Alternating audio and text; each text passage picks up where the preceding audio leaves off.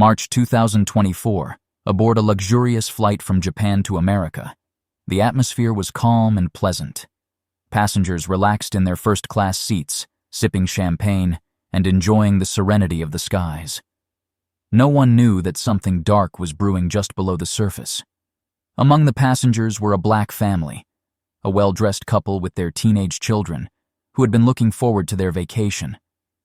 But not far from them, a flight attendant, a white woman with sharp eyes, noticed them. Her gaze lingered for a moment too long, an expression of disdain creeping across her face. No one could have predicted what would happen next. The tension was building.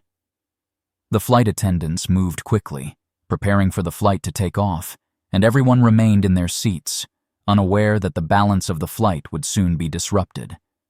The flight attendant, however, was fuming with an unspoken prejudice. Her cold glance didn't go unnoticed by the family, who began to sense something was off. But they couldn't have known that, on this very flight, they were about to face something far worse than just a rude glance. The flight took off without any major issues, but the tension in the air lingered. It was an early morning flight, and many passengers were just waking up, adjusting to the altitude. The black family settled into their seats in first class, enjoying the comfort they had paid for. The flight attendant, who had been scurrying about, finally approached them. "Excuse me," she said, with a cold, professional tone. "I need you to move to the back. Your seats are reserved for other passengers." The family stared at her in confusion. "Reserved?" the father asked, his voice calm, though a hint of unease had crept in. The flight attendant's gaze was firm. "These seats are not for you," she said, an icy finality in her voice. The family looked around, stunned. This was first class, where they had been assigned to sit, with no indication that their seats had been double-booked. But the attendant was insistent. There was a growing sense that something wasn't quite right, and the father, though taken aback, stood up and prepared to argue.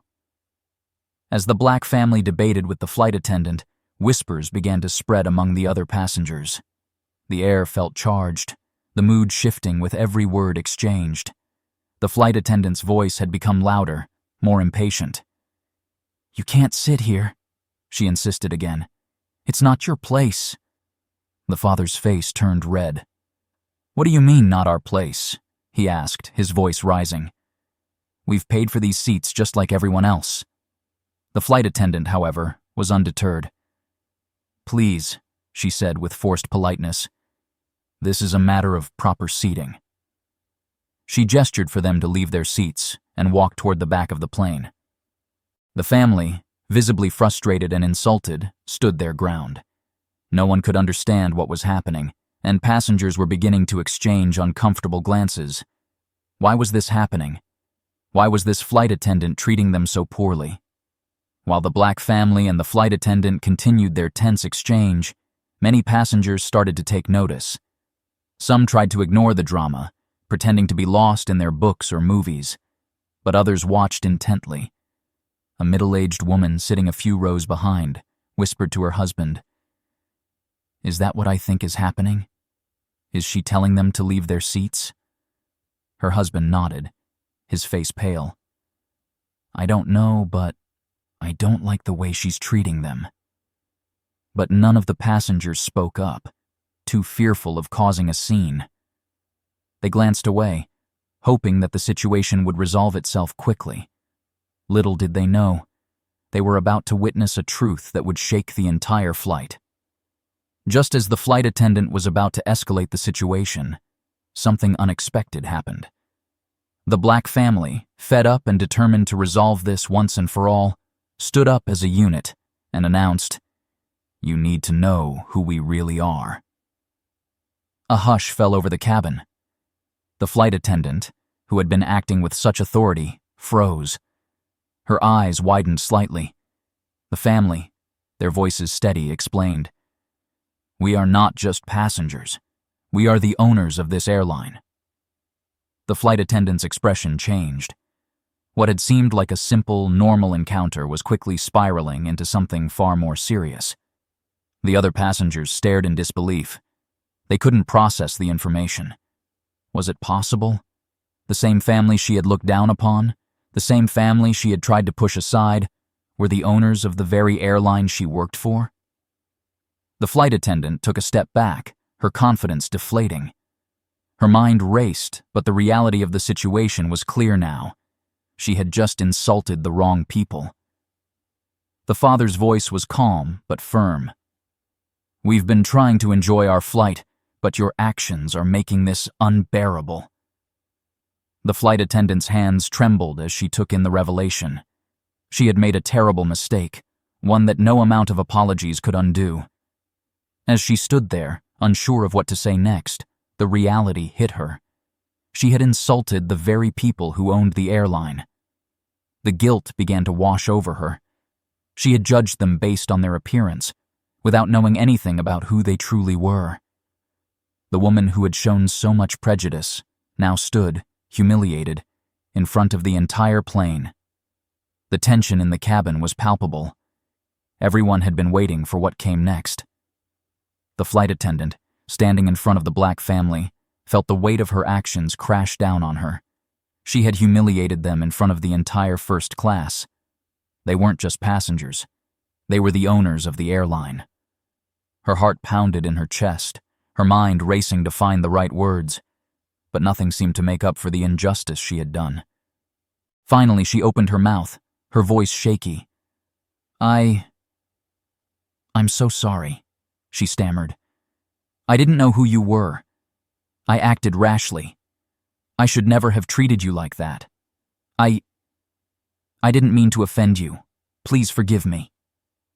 Her apology hung in the air, but the black family remained silent for a moment. The father looked at her, his expression unreadable. His family waited, standing beside him, their faces still tight with frustration. The flight attendant's face reddened, her mind a whirlwind of shame and guilt. I was wrong," the attendant continued, trying to gather her composure. "I judged you based on how you looked, and that was unforgivable. You deserve respect, and I failed to give you that." The family exchanged glances, the weight of her words sinking in. Finally, the father spoke, his voice steady but firm. "It's not enough to say you're sorry. You need to learn from this mistake. People should never be judged by their appearance. It doesn't matter if you're in first class or coach. Everyone deserves respect." The flight attendant nodded, her eyes brimming with remorse. "I understand now. I'll never make this mistake again." The father softened slightly, his voice quieter. "We hope not. It's not just about us. It's about how you treat everyone, no matter who they are." With that, the tension began to lift, though the lesson hung heavy in the air. As the plane cruised steadily through the sky, a profound silence enveloped the cabin. The flight attendant, now standing near the back of the plane, couldn't shake the weight of the moment. She had been caught in her own prejudice, but it was clear that something inside her had changed. The black family, who had faced such unnecessary hostility, weren't angry. They weren't shouting or demanding apologies. Instead, they had shown a kind of grace that left everyone in awe. The father's words echoed in the flight attendant's mind. "It's not enough to say you're sorry. You need to learn from this mistake." The flight attendant had made an error, but it wasn't just about her. It was about the system of bias she had been a part of, one that still existed in quiet, unnoticed corners. She had seen people with her own eyes and judged them before knowing anything about them. But now she understood. It wasn't just a mistake. It was a mindset that needed changing. Meanwhile, the black family reflected quietly among themselves, recognizing the opportunity in this moment. They had the power to make a difference, to turn the flight into something more than just a journey from Japan to America. They had not only defended themselves, but had also given the flight attendant an invaluable lesson. Kindness, understanding, and equality mattered more than anything else. Their words weren't just for her. They were for everyone. The flight, once filled with discomfort, now felt like a classroom for personal growth. In those final hours of flight, everyone on board carried a subtle but powerful reminder: respect, above all, transcends everything. As the plane began its descent toward America, the mood had shifted dramatically. What had started as a tense, uncomfortable situation had turned into a quiet moment of reflection for everyone on board. The passengers, once silent observers of the drama unfolding before them, now seemed lost in their own thoughts. The incident, though seemingly resolved, left a mark on everyone, including the flight attendant. She stood at the back of the plane, her hands clasped tightly together, her thoughts consumed with guilt and self-reflection. She couldn't stop replaying the moment when she'd judged the family. The shame still lingered, but so did a sense of awakening. She had been given a rare opportunity to learn from her mistakes, and she vowed never to forget the lessons she had been taught. The Black family, though clearly shaken, had shown grace throughout the ordeal. Their words, firm yet compassionate, had resonated not just with her, but with the entire cabin. They had chosen to forgive, but more importantly, they had chosen to educate, to make sure that this wasn't just a personal apology, but a chance for broader understanding. The father's words echoed in her mind. People shouldn't be judged by their appearance. It's about respect. It's about treating everyone equally. As the plane touched down, the finality of the moment felt almost surreal. The passengers slowly gathered their things, but there was no usual rush to disembark. Everyone seemed to move with a new sense of awareness, as if the events had shifted their perspectives. In that quiet, reflective moment, the flight attendant realized that the journey she had taken wasn't just across the ocean, but deep into her own heart. The lessons of the flight, she knew, would stay with her for life.